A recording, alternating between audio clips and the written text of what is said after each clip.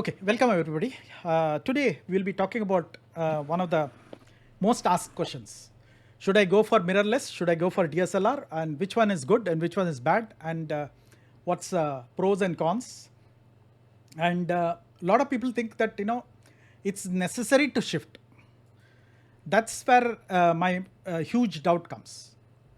The best camera is the one which is in your hand. So if you're already using a DSLR and if you already have lot of lenses, it is not really worthwhile going for the mirrorless. So uh, if you are in a market for a new mirrorless, that's the only time when you have to think of whether you are going for a mirrorless, or you want to shift to mirrorless because of some other reasons. Because if you leave out the marketing part of these companies, there is absolutely no advantage of one over the other. The mirrorless has its advantage. Uh, DSLR has its own advantage, but one is not better than the other. So if you are happy with your D850 or D750 or Canon 5D Mark III, Mark IV, you are really comfortable with that and you have plenty of lenses, don't ever think of shifting to mirrorless for at least another 2 years. Okay, having said that, if you are in a market for a new camera or you want to shift, your camera is very old and you want to shift to a newer camera, then definitely mirrorless is a good option. But remember, there are few things which will happen. Even though the company says that using adapter we can use the older lenses. For example, if you have a Canon EF lens, you can use it on a RF mount. That is the new mount which is there for the mirrorless. Or from the F mount or G mount, you can shift to a Z mount in case of Nikon. Sony, fortunately or unfortunately, never went into DSLR, so you don't have that problem. And many a times, if you see, all those people who talk about mirrorless usually talk about one company's mirrorless, that is the Sony's mirrorless. They say that it's smaller in size, handier. But if you take both Nikon as well as Canon's mirrorless now, they are not at all small. They are in the exactly same size, almost same size as that of a DSLR. So what's the basic difference between these two? Take example of DSLR. Okay, the DSLR, the name comes from single lens reflex, digital single lens reflex. So the DSLR uses same functionality as the film counterpart. That's why the SLR part is same. Then came out the digital. Now there is a mirror in a DSLR. The mirrorless doesn't have the mirror. So these are the only two differences. The mirror and the electronic viewfinder, which replaces the mirror, is the only difference between mirrorless and DSLRs. All other differences what we talk about is marketing gimmick. So don't fall for it. If you are not into a new DSLR, new camera. Now, unfortunately, most of these companies have stopped making DSLRs. For example, 5D Mark III, Mark IV came. There is no sign of Mark V. Same thing about D850. The 850 came. After that, there is no sign of it. So, companies are slowly, even though they don't tell, obviously, they are stopping the DSLRs. They are all going into the mirrorless market because that's where the money is. Now, for a camera company, it's always profitable if you buy new gadgets. If you buy a new lens, if you buy a new body, it's profitable for them. So they tend to talk about why these cameras are good, they are fantastic, and so on. But as a photographer, you have to really think about your pocket, because at the end of the day, whether you are justified in spending money on something which doesn't exist really makes that uh, that reason to buy it. So my say is, I can go on explaining, what are the difference between mirrorless or a DSLR. But at this time, the only criteria you have to think of is your DSLR is so old that you want to change, then go for mirrorless. Because there are no newer DSLRs coming with the newer technology. All the technology which you see in DSLR now going into the mirrorless. Other than these two, all other things which these companies talk about is just a sort of a marketing gimmick. Now, Naveen had asked one question earlier before we started this topic. That is, we all talk about shutter count. So in DSLR, whether its shutter count is really important, or mirrorless is a solution for that shutter count. Now, if you are using a mirrorless camera with the shutter, with the actual shutter going up and down, because even in mirrorless there is an actual shutter going up and down, because that's the one which gives you that click option. So if you are using that, then again the shutter will count. And since it's a mechanical device, this shutter going up and down over some time will wear out, and that's why the life of that particular shutter, they tell it.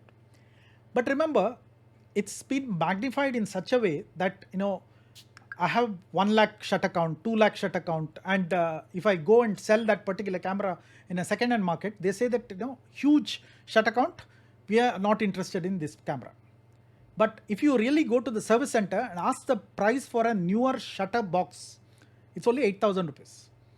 By 8,000 rupees, you are going to change the whole shutter mechanism, and you will have a newer, like it's almost as though it's zero shutter. So it is not like the meter reading in a car. It's just a mechanical device which needs to be changed after some time. So don't worry about this whole shutter box issue. Now, coming to mirrorless, there are two ways of using mirrorless. One is use the shutter. One is using an electronic shutter. So when you use an electronic shutter, your shutter mechanism doesn't really get used. So you can save on that mechanical part of the shutter. And also when you are using video, you are not using a shutter mechanism at all. In DSLR, what happens is when you use a video, only once your shutter opens. So the whole video is counted as one click. That's all. And there is no burn-in of sensor in using video. There's also one more question which I keep getting asked. If I keep on shooting for a very long time, does my shutter deteriorate? This doesn't happen with the DSLR. It doesn't happen with the mirrorless also. These cameras are already programmed. So when they heat up quite a lot, for example, if you are shooting 4K in Canon R series, R5, it heats up after some time, and then it shuts down. So that shutting down mechanism is a protective mechanism, basically to reduce the sensor damage. So other than that, there won't be any sensor damage because of normal shooting for over a long time. But remember, if you are shooting laser shows, then those laser beams can burn your sensor. That can happen with both DSLR as well as mirrorless. So let's see the advantages of mirrorless. One was, it was used to be small. That's a marketing technique. Now we have realized the small, because the earliest mirrorless came was this D6000 series from Sony. Those were tiny cameras, but remember, they are APS-C cameras. So those cameras were really small. So people thought that mirrorless cameras are really small. But the present day mirrorless camera, if you are taking a mainstream camera, you take a Canon R series or Nikon Z series or Lumix series or Sony R or S or Mark III series. All these are big cameras, almost the same size as that of a DSLR. So the size doesn't really make any difference. So the next one, they talk about is lenses can be smaller. Unfortunately, no. The lenses are little smaller. That is because of mirrorlesses use different flange. The flange distance, that is the distance between the lens mount to the back of the sensor. The front of the sensor, where the image gets focused, is different in mirrorless because it's closer compared to that of a DSLR, because there is a mirror in between your sensor and the lens. So the lenses are slightly smaller, but unfortunately they are double the price. So all the mirrorless cameras and lenses are expensive compared to the DSLR counterparts. So if you're price conscious, don't shift to mirrorless. Okay, then obviously the viewfinder. Viewfinder is different. In DSLR, you have that optical viewfinder where you can see exactly what is happening, whereas uh, in case of mirrorless, it's like seeing the live view. The advantage of that is that you can see exactly what you're going to shoot, than imagining that this is going to be like this, underexposed or overexposed. So that's the advantage of a mirrorless. That's the only advantage I think of. That advantage you can always get it in a DSLR by looking at the live view. So instead of looking at the optical viewfinder, look at the live view from the back. You are getting exactly what mirrorless sees. So that again, whether it's worth it or not, that's up to you. Focus points. Okay, this is where mirrorless really comes ahead, because mirrorless can have focus points throughout the whole area, whereas DSLR can have center one point and then 9 outer points or 15 outer points, 56 and so on. But they are not limited to whole of the screen. So that's one area where DSLRs come little behind compared to mirrorless. The third one is continuous shooting. If you are a sports photographer who wants to have a continuous shoot in a large burst rate, then mirrorless is slightly ahead, because the fastest DSLR can go about 11 to 14 frames per second, whereas the newer ones can go up to say 30 frames per second. The Sony A1 and the upcoming Canon R3. So these are all cameras which can go quite fast. So there is slight advantage in that particular thing, but who takes that many frames a second unless you are a sports photographer? Video, obviously, mirrorless is better, because mirrorless basically has most of the components which are required for the video. And then one more thing has happened is their latest versions compared to DSLR, which are about 2 to 3 years old. So now you have 8K videos coming up. 4K is already there in almost every mirrorless what you are seeing.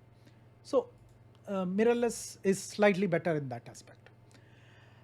Feature wise, now remember one thing, you always had a cheaper version of DSLR in the form of like the 70s and other things, the APS-C crop factor DSLRs. Whereas mirrorless, they have almost removed that APS-C sensor part. So you have full frame mirrorless, then you have only two companies which are making APS-C format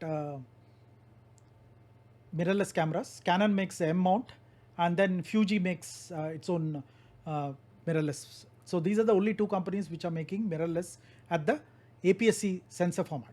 Then you have the third format, which is exclusively for mirrorless, that is the Micro Four Thirds. You have the Olympus and the Panasonic, which is the Micro Four Thirds, which is smaller than APS-C. So you have most of the mirrorless now are in the full frame area. That's advantage or disadvantage depending on your the amount of money you want to spend.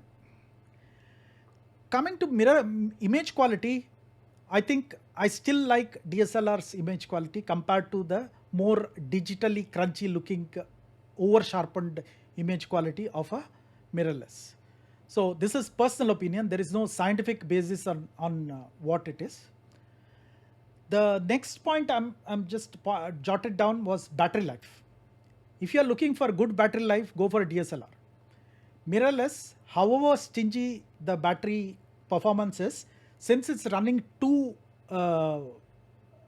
viewfinders, one in the eye and one on on the back, it consumes more power compared to DSLRs.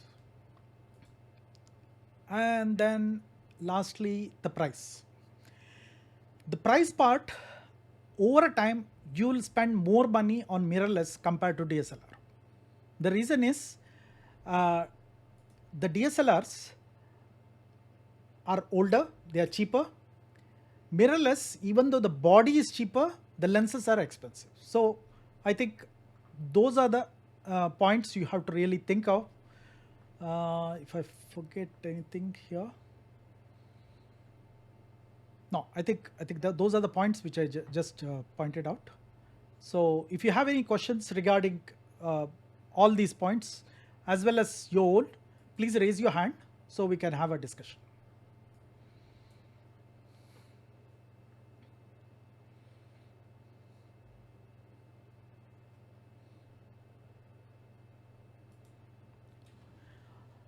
Ash, please. Hello. Hello. Yeah, please.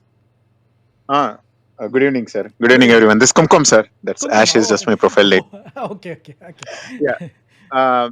Yeah. First of all, thanks for always providing a lot of insights. The question is again, this is a question from some other session from some other person. Okay. So even he confirmed that there is no ISO advantage, but many people say I'm having Z6 equally. So even I've felt it. Like even if I push it to 8,000, I don't see the grain. So is that ISO thing to be attributed to the sensor and not the mirrorless? Right? Is the understanding have? Can you validate Yes. that?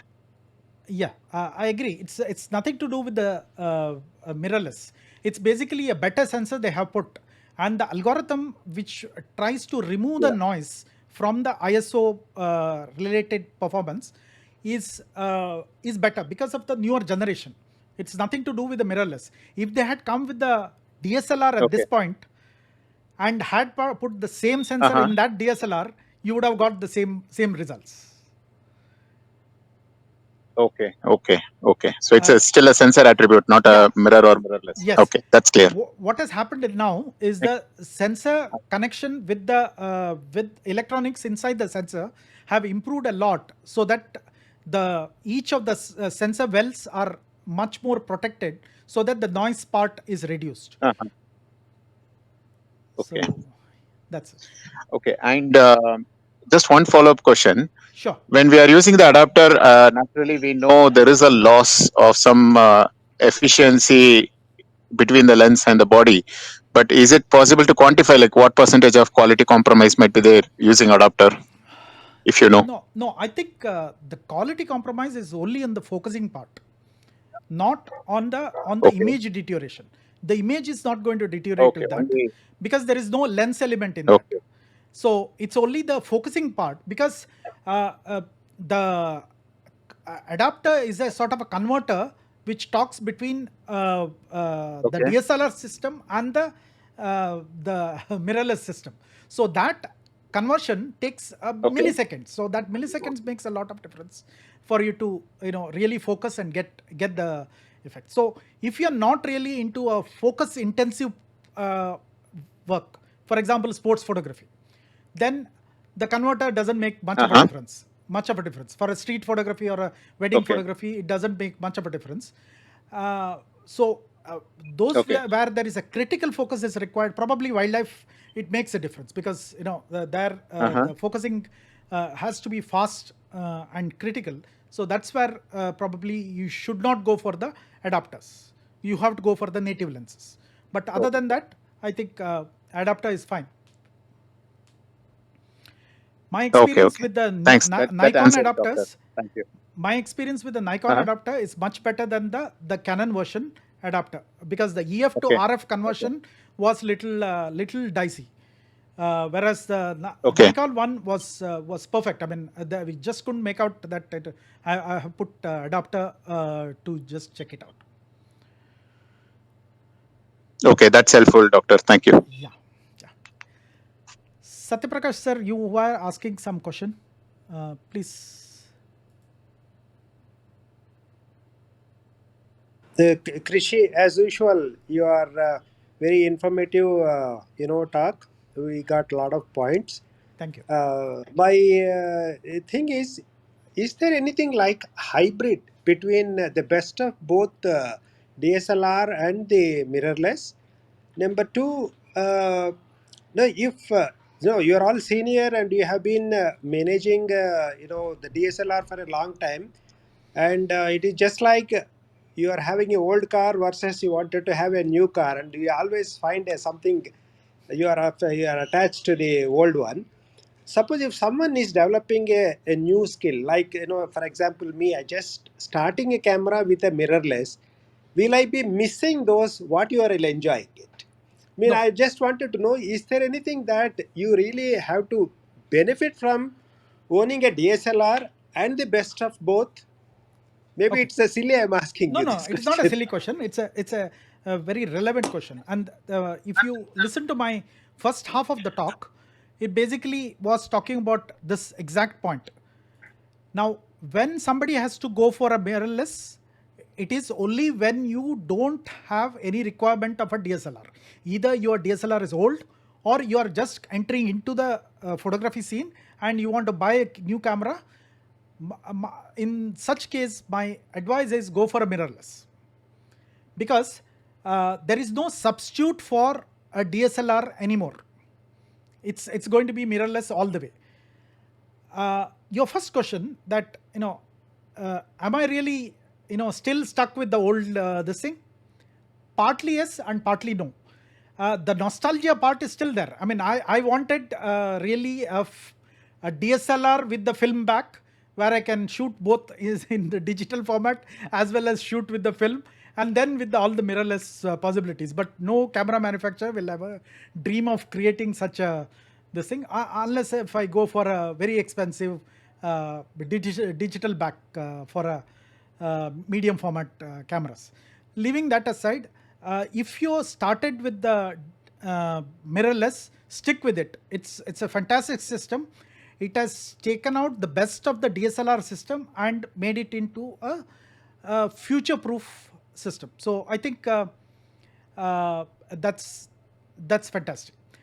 So you won't regret not having a DSLR, except that when you see somebody having that particular uh, type of camera in your hand, and two genres of photography which are still yet to be mastered by the mirrorless. One is a sports photography, another is partly wildlife photography. Now both these will get benefit much better with the DSLR compared to a mirrorless. Whereas for all other genres, and the genre which you are in, landscape and all, it's much better to go for a mirrorless, because you can see the final results before you click.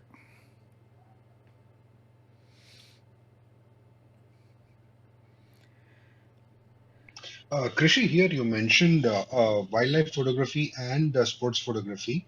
So, what I've also noticed is that the mirrorless does have problems when, when we talk about wildlife and sports photography, we are talking about basically action. So, Yes, any other genre where there is action, it is a challenge for the mirrorless, is yes, what I believe. it's always that will remain. It's not that it can be solved in few iterations. It will always remain.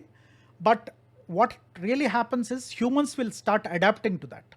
You anticipate for that action, and that's what has happened with the lot of sports photographers who have now shifted to mirrorless. I've seen their reviews in Olympics this time.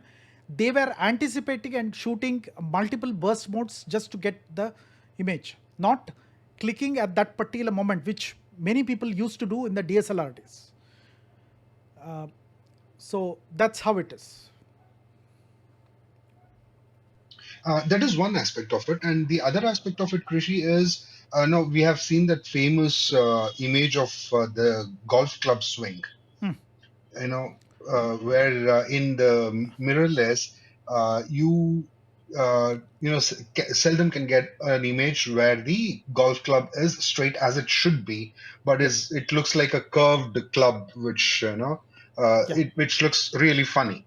So, in terms of the final image captured, do you think the mirrorless manufacturers can actually compensate for that and give you images that Uh, look yeah. like the actual scene that our eyes see?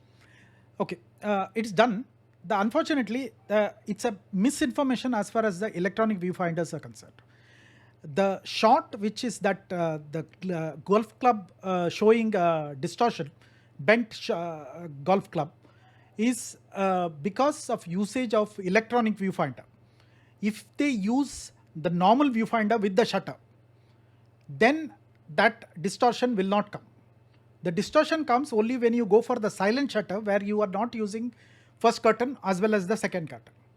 So when they use that, that distortion happens. Now, the Sony has really overcome that in the latest version of their A1. It's exorbitantly priced uh, camera for normal human beings. But for professionals, it doesn't matter, because most of the professional cameras, including all the top end professional cameras, are in that price range of 4,000, 4,800 something. Sorry, 4,80,000 range. So that range is quite okay, because 1DX Mark III was in the same range. The Nikon's D6 was in the same range, and Sony also is in the same range. So price wise, I think they are on par. The technology has come to that extent where they can eliminate almost most of that electronic option. Harshakar, ಹೇಳಿ. Yes, sir. I want to know the thing that you have given a very good input regarding these differences between DSLR and mirrorless. Mirrorless. I just want to know whether mirrorless cameras have a very good dynamic range over DSLRs. No, Thank you. dynamic ranges really. I'll mute you because okay. Dynamic ranges really are not a part of the mirrorless or DSLR. There are better DSLRs as well as better mirrorless. So the dynamic range hasn't changed. It was always between 14 stops to 15 stops. Now it goes by company to company. Some of the company sensors are having a various methods to change the dynamic range. For example, if you go to Sony S series, it uses dual ISO. So there is one ISO settings which are below particular range. Up to ISO 800, the sensor totally does in a one way, and the second part of the sensor mechanism basically interprets from 800 going all the way up to 1 lakh something. So it's got nothing to do with the whether it's DSLR or mirrorless. It's better, you have to think of the sensor part. For example, Nikon D50 also has a similarly very efficient 15 stop range. So it's a DSLR. So it's nothing to do with the camera, but over the years it has improved from what it used to be to a newer generation of sensors. Most of these sensors are made by Sony. So whether it's Nikon or whether it's Sony, it's basically taking the same thing. And Canon also has improved in their the latest R5 and R6 series. Over there are the first R and the RP series. So they have changed their sensor ideas, but that's nothing to do with the mirrorless as such. That's a progress with the time. Okay, thank you. Thank you. So if you want to have a better dynamic range, go for the newer mirrorless, because you don't get newer DSLR coming up. Vinny, Yeah, hello, Doc. Can you hear me? yeah, I can hear. All right, okay. One question more regarding the physics aspect of it. Okay. All right. Originally, in DSLR, see, I'll give one example. I'm a Nikon guy. So a D800 which I have is 36 megapixels, but shutter count is only 6 frames per second. Whereas a D5, which I plan to upgrade, has only 20 megapixel, whereas it has 12 to 14 shutter count.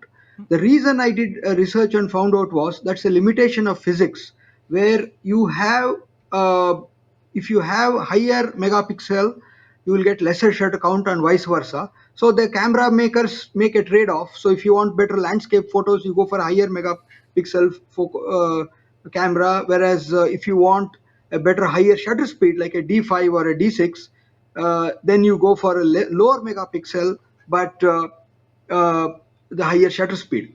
Well, whereas in latest A1 Sony and all that, I have noticed that they give 30 to 40 frames per second and also give 60 megapixel.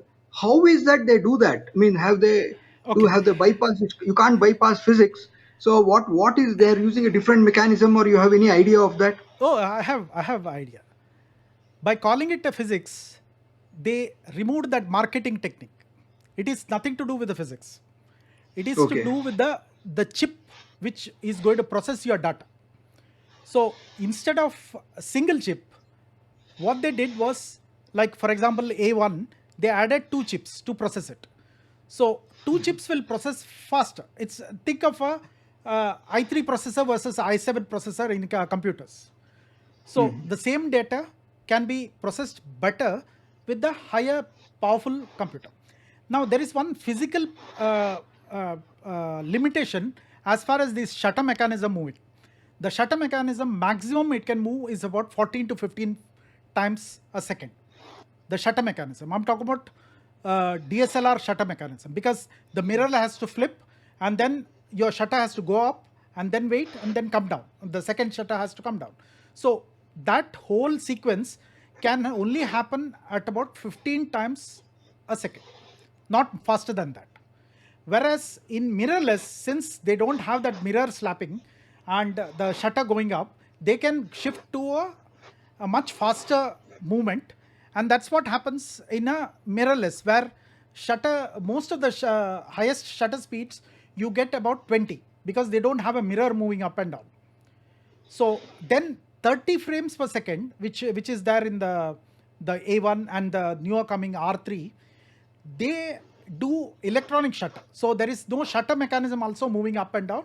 So it's only electronically taking it, almost like a video. Think of 30 frames per second video is taken, and then individual frames are saved as a single frame. So that's how the whole mechanism is done. So if in your D series, they tried their best. I mean, the D is their professional series in Nikon. So from 800 to D is really a good upgrade. But when you try to go to the Z series in mirrorless, if you are just looking for shutter speed, frames per second, sorry, not a shutter speed, frames per second, that you can get in Z7 II, or wait for the Z9, which is going to come in another 15-20 days.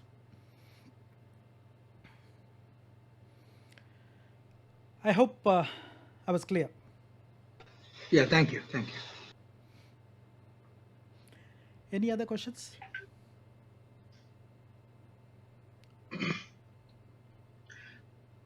So Krishi, one interesting observation, like in fact, we had spoken about this earlier also, as in when the mirrorless cameras were introduced, the or the USP that they talked about of was the size, the lesser weight, Yes, consequently.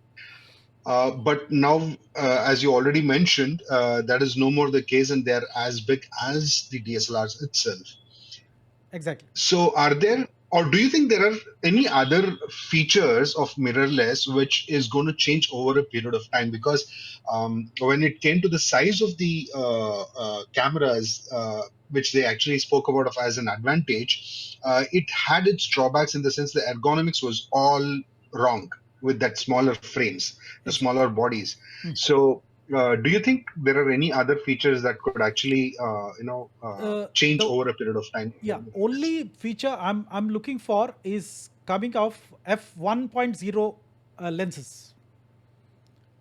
So you're going to get very fast lenses with mirrorless.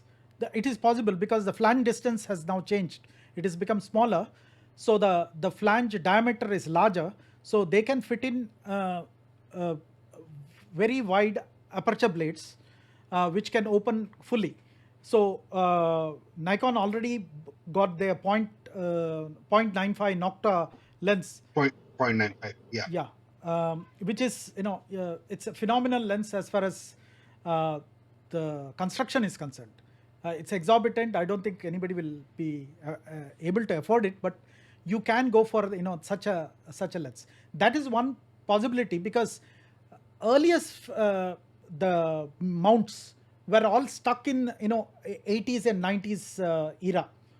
So there was a chance to change to a newer mount system, and luckily these companies have started using a larger mount than it used to be. Because earlier what used to happen is, if you go for a larger mount, then the mirror also has to be large, and then it becomes sluggish. So that was a limitation at that DSLR era. So everybody went for a standard mount, and maximum they could go for was 1.2. F1.2 was the fastest lens you can ever get in the market. So that's one thing which I'm going to expect. Some companies are going to come. If not, at least those Chinese companies will come. There is that 7 Artisans, TT Artisans. Then you have Weiglander, the German company, which is going to come up with these sort of lenses, which are almost you can see in the dark. And especially when you have a high ISO performance along with the aperture which can go extremely wide, you have a lot of good night photography possible. That's my prediction, but I don't know whether it's going to happen. These manufacturers have to think of it. Yeah, I mean, I guess in terms of what the manufacturer is going to come up with is anybody's guess. So it's difficult to predict what they're going to do. Yeah, Um, I'm just giving them some ideas. so, so is there any question from the viewers? If anybody has a question, they have a question, please raise your hand, and I'll bring you up to the listeners panel, and you can ask Dr. Krishna Mohan the question. Meanwhile, the other question that I have, Krishi, is in Yeah. terms of the pricing. Okay. When we talk about the higher end cameras, it's on par with the DSLRs, Yes. which is I think a fair enough deal. But when it comes to the entry level or the mid range cameras, for let's say, I mean, more than professionals, I think we have amateurs all over. So if we look at it from the perspective of amateurs, what do you think is the impact of this pricing that the mirrorless cameras have? Okay. There are two parts in this. So when we talk about the whole system as such, we have the body and we have the lens. Now, as far as a mirrorless is concerned, they are selling a body. If you're comparing with the equivalent DSLR, they are selling the body at a cheaper rate than the DSLR. For example, if you are planning to buy a D850, I'm talking about not the present second-hand price. I'm talking about if they had manufactured D950 now and wanted to sell, compare that with the Z7 Mark II, which is almost the same sensor, same features. The Z7 Mark II is now cheaper than whatever the 950 it used to come. I mean, it used to be. So if you're thinking of that point, they are selling the body cheaper, but they are making money on the lenses.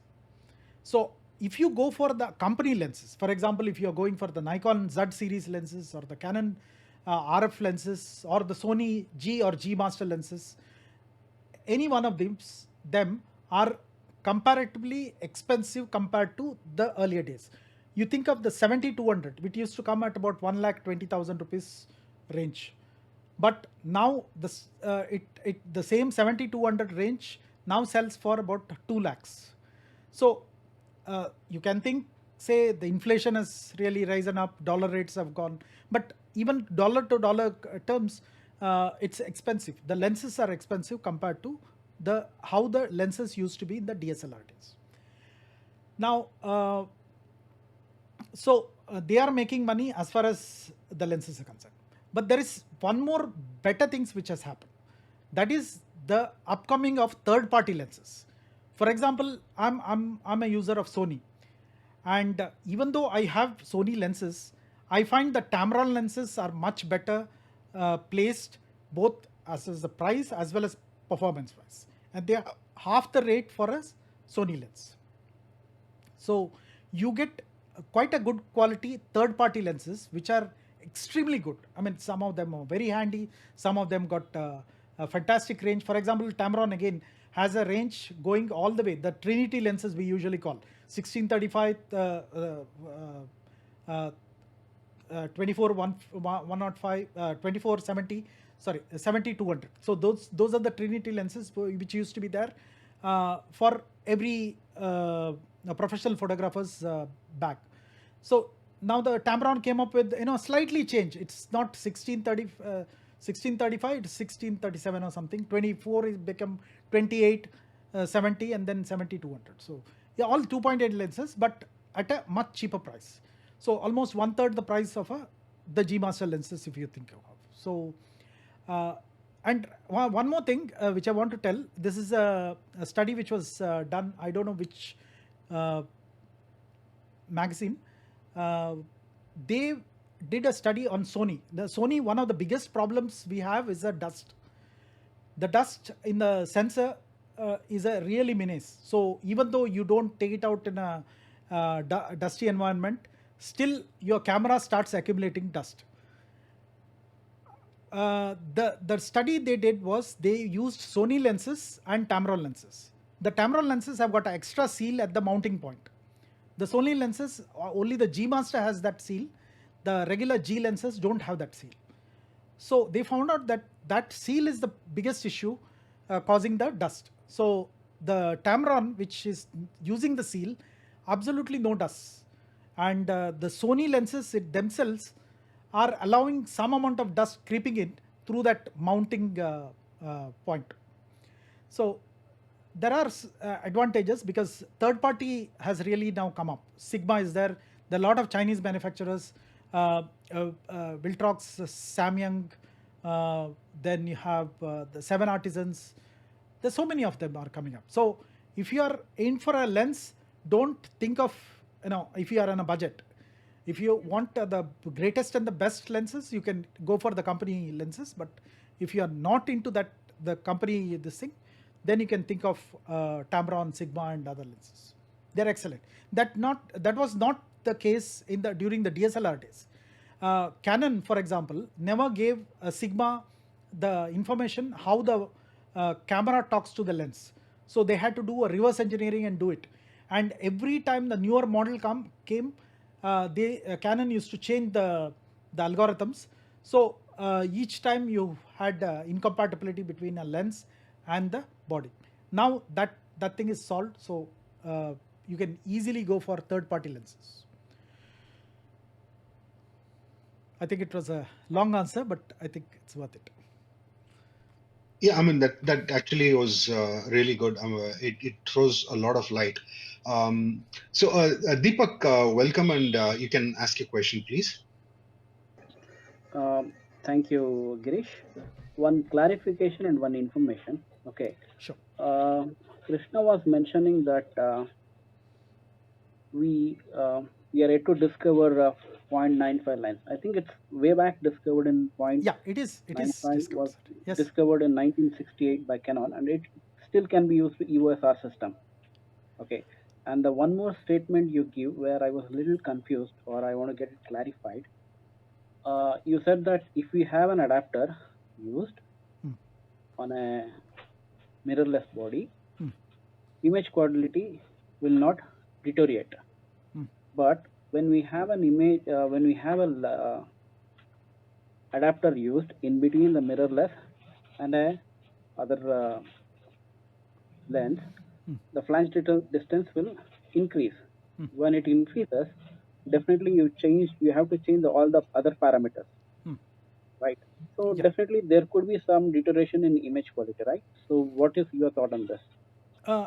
I'll take the second one. I agree with you. There was a lens, and Stanley Kubrick used that 0.25 0.95 lens. I all know about it, but I'm talking about as a mainstream lenses. These lenses are coming affordable by somebody which is 0.95.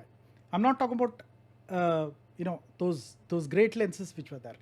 I agree with you that it's possible to do it, but not many people can afford such lenses. Now coming to the flange distance difference and what really happens. So these adapters, they are not like extension tubes where you are going to really change the distance. They make the inner lens elements move to the same level as that of a RF lens. So RF lens flange distance is smaller compared to the EF lens flange distance. So the sensor to the lens distance is different. So when you are trying to use this particular adapter, they say that the changes which will happen are negligible, so that you don't really make out. I agree there are changes, but the biggest disadvantage which I find with the adapter is the focusing speed.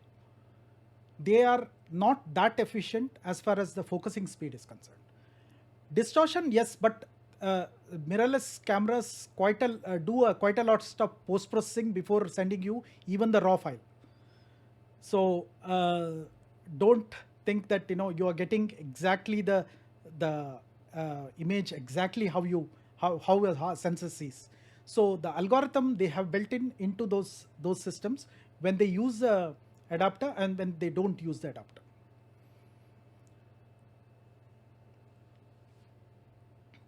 Thank you. But technically, I think to what you on your points also, because when the flange distance increases, Yes. Definitely, obviously, there will Yes, be a obviously. shortfall of light to the Yeah. sensor. Yeah. So Sensor. there should be the company might say it is it might not have a negligent difference, but there will be difference because technically or physically, Yeah. by physics, it's a true. True. I agree with you. I agree with you. I have tested it in my studio environment. Okay. 70 to 200 when you use with the adapter will not be exactly sharp as much as you are using a native lens. So I have seen a very slight difference as far as this thing, but I don't think it's that considerable difference as far as. But see, because you already own the lens and then you are adding a adapter just to get to a mirrorless system. Ideally, for a mirrorless system, it's better to go for a mirrorless lens. That's the ideal situation. Yes. So so my other next question maybe, so you might need to change other variables also, right? If you're using an adapter, or you're going No, the to adapter stick will with do same all the job. Adapter doesn't have any other control. It does everything. Hello. Yeah, I can hear you. Yeah, adapter does all the job. It's the adapters, especially these company adapters, they convert a EF mount to a RF mount. So the mirrorless thinks that it's having a RF lens in front of it. Okay, so you mean to say there is no point, there is nothing is required in parameting, changing ISO, aperture, and all those No, things? not required. But since you are not comparing a mirrorless camera with the native lens and against a mirrorless camera with the adapter lens, you don't find the difference. Probably if you do side by side comparison, you might be seeing that instead of 70 to 200, it is giving 65 to 180. So unless Okay. you do side by side. You mean to say what do you say? That focal length might vary sometimes. Might vary, yeah, might vary. Definitely it will vary because it has to vary. That's a physics. Thank you, sir. Thank you, Krishna, sir. Thank you. Thank you, Deepak. Any other questions? Yeah, Dr. Krishna, I have Yeah, tell me about one more question. We were talking about the centerpiece. There are two types of the connectors. One, the cheaper one and one the expensive one. I did preliminary research. One the third party connectors, and the company made ones. The third party, let's say, costs about 6,000 to 8,000, which does not include a lens, but it can do the electrical circuits, all that lens to the camera body, newer ones, it can do it. Whereas the uh, original stock one which the company makes, it's about 30,000, 30, 40, whatever. That comes with the lens what you talked about. Yes. So is it worth trying to save cost there, or we have to go for the company one then? No, you can go for both of them, but I think what Deepak mentioned will really happen with the third party lens, because it doesn't have a corrective lens in between. So your focal length and your infinity focus will change. So one shot, pay the 30 and take the good one. That's the best to do, isn't it? I mean, then we can No, the use all our DSLR. ultra best option is to go for actual mirrorless lenses. But that will be expensive. Back to square. Yeah. Sell all this and go for the mirrorless. No, I think you stick with the DSLR. I think it's better. Thank you.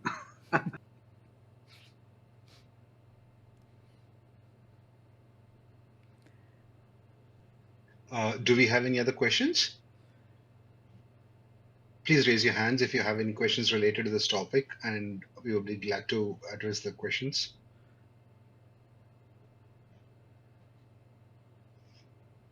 Anything related to mirrorless is fine.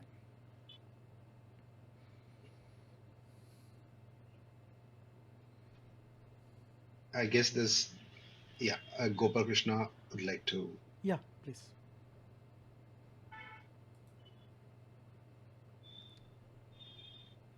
Please go ahead, sir. Ask your question. My question is regarding image stabilization on the sensor itself. Could you please explain Okay. that, Rishi? With the mirrorless, now you have both in the lens stabilization as well as on the sensor stabilization. 5-axis stabilization. Almost all the cameras which are in mirrorless also are coming up. Now that never used to happen. Not that never. It was rare to find in-body stabilization in the DSLR era. So with the mirrorless, it's easier to implement both of them. And when you combine both of them, the results are excellent. Don't believe image stabilization for extremely slow shutter speed. But if you are somebody like me, like I have a Olympus series of cameras which go for 6.5 stops stabilization, I can shoot handheld image with confidence at about say 1/10th of a second. If you have too much of coffee also, still I can handhold that lens and I can still try. If I don't have a tripod, I can get rock steady image. So mirrorless has really revolutionized as far as the stabilization is concerned, and the stabilization is different in each one of those companies. Excellent ones, you can see it in Olympus. Sony also is quite good. So if you go for those in-body stabilization which works with the sensor stabilization, then you get much better stabilized images. So over DSLR days, it's improved. Thank you. Thank you.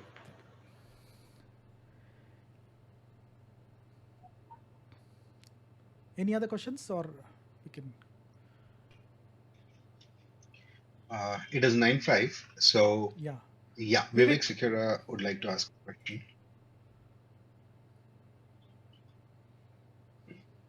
Please go ahead, Vivek.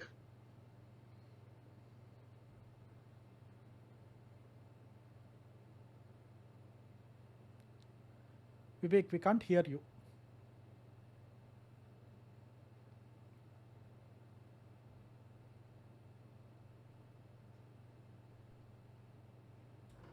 Maybe I will fill in the gap. Okay, sure. Is it audible? Yeah, audible. Doctor?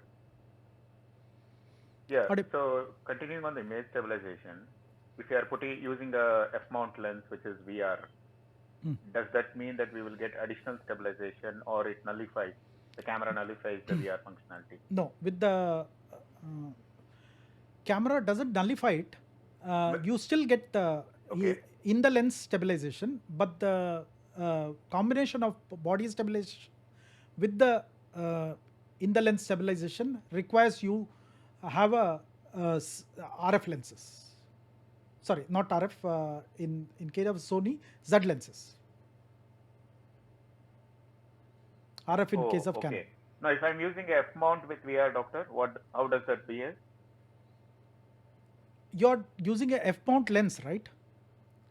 With the VR. Yeah, F mount lens on a mirrorless Nikon body. Yeah, in the lens Mirrorless stabilization Nikon body works. has the image stabilization. Yeah, in the lens stabilization works, but inside the body stabilization doesn't work. Oh, okay. Inside body stabilization doesn't work. So Doesn't the lens takes the precedence. Yes, lens takes the precedence. Whenever there Okay. is a conflict, lens was takes not the aware. precedence. Oh, okay. Vivek, Thank you. Thank you. Yeah, my question was the same actually. Was actually going to ask the same question, but somebody has okay. already asked. Yeah, when there is a lens and the body, the both they have a stabilization which works. Is that works both, or Yeah. is that like kind of a? So it's already I got the answer. Now that one more question, doctor. Yeah. Now that again companies producing the coming with the negatives, like that the olden days of negatives with the camera and Yes. is that is these are just a gimmicks, or is that that system will going to sustain, or since we are going to head with the digital era and we already 20 years we are already came and we left that, and is that a company is making fool of us, or is that kind of a what you say, is that actually the technology will going to come? So if that comes, then what will be the how we can preserve those kind of negatives, and how the printing cost will be the, so is that is it just for sake of a fun, or we want to go back to the era, like that the history repeats, we always say, but is that kind of is actually the technology sustains, or is just a gimmick? No, it's a gimmick. It's a gimmick because they have found that there are a lot of film enthusiasts still surviving,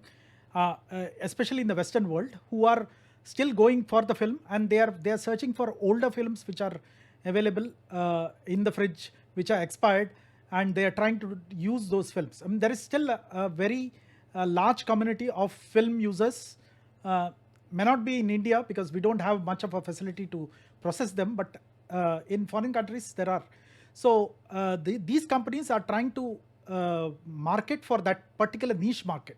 It is not going to be a large scale market. It will be exclusively for those people. I don't think most of the development which we got post film era are really going to get incorporated into that. It will be exactly like those film days. You'll have the 3 or 4 ASA films, and probably you have those the similar one. So if you are hardcore film fanatic, I think you can go for that. But digital probably has taken over most of the photographers. I don't think it's going to be profitable.